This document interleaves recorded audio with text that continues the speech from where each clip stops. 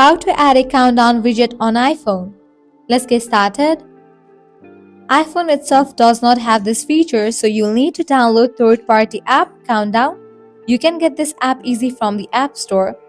Launch App Store and download this app.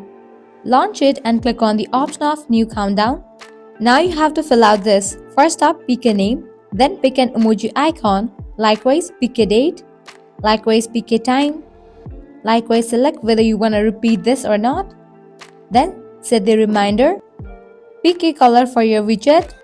Now at the very bottom, you're gonna find how your widget looks. Now go ahead and save it. Now close this and press anywhere on your screen. Click on the option of edit given at the top left.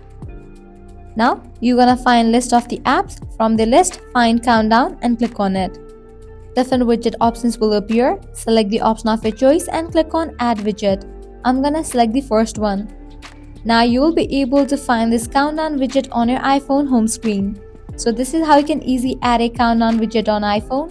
If this guide was helpful, do not forget to like, share and subscribe to our channel. Thanks for watching.